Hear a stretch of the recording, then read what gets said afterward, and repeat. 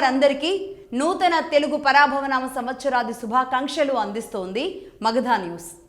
ఈ పరాభవ సంవత్సరంలో అప్రమేయంగా మీరు అనుకున్న ప్రతి కార్యక్రమం కూడా కార్యరూపం దాల్చి ముందుకు వెళ్ళాలని, అలాగే ఈ ఏడాది పేరులోనే దాగి ఉన్న పరాభవాన్ని చూసి మీరు భయపడిపోకుండా ఆ పరాభవం అనేది మంచి మనుషులు మంచి మనసులకు కాదు, స్వార్థంతో నిండి మీకు హాని చేయాలి అని తలచిన వారికే ఆ పరాభవ నామ సంవత్సర తదాస్తు అని మనస్ఫూర్తిగా కోరుకుంటున్నాను.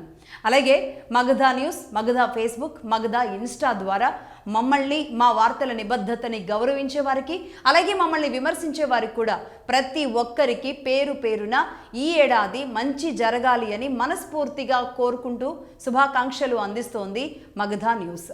అలాగే ఇంటింటికి ఓ గోవు అనేది మగధ నినాదం. అందుకోసమే ఈ ఉగాది రోజు మగధ సనాతనాన్ని ప్రారంభించడం జరిగింది.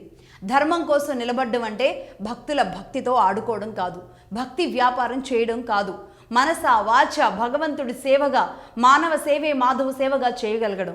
అందుకే మగధ సనాతన మన ధర్మాన్ని కాపాడడానికి, ధర్మం పేరుతో జరుగుతున్న కుట్రల్ని బయటపెట్టడానికి, ఉన్నది ఉన్నట్టుగా పచ్చి నిజాలను చెప్పడానికి, నిజమైన భక్తి చాటున అమాయకమైన భక్తుల చాటున జరిగే భయంకర కుట్రల్ని భగ్నం చేయడానికి నిలబడుతుంది మగధ సనాతన.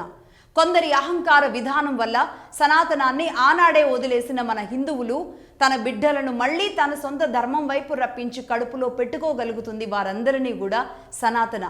భగవంతుడు ప్రతి మనిషిలో ఉన్నాడు.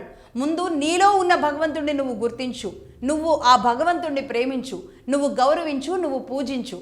అలాంటి పూజ మాత్రమే నిన్ను, నీ కుటుంబాన్ని కర్మ ద్వారా రక్షిస్తుంది. అంతేగాని అంతులేని ఆర్భాటాలో అతీతమైన డబ్బు దారబోస్తేనో భగవంతుడు నీ దరికి చేరడు. చరిత్ర పాఠాలు చెబుతున్నది ఇప్పటి వరకు అదే. అందుకే చరిత్ర తెలుసుకోవాలి. భక్తికి నిలువెత్తు రూపాలు ఓ హనుమంతుడు, ఓ శబరి, ఓ రామదాసు, ఓ అన్నమయ్య, ఓ వేంగమాంబ, ఓ భక్త కన్నప్ప, ఓ మంజునాథుడు.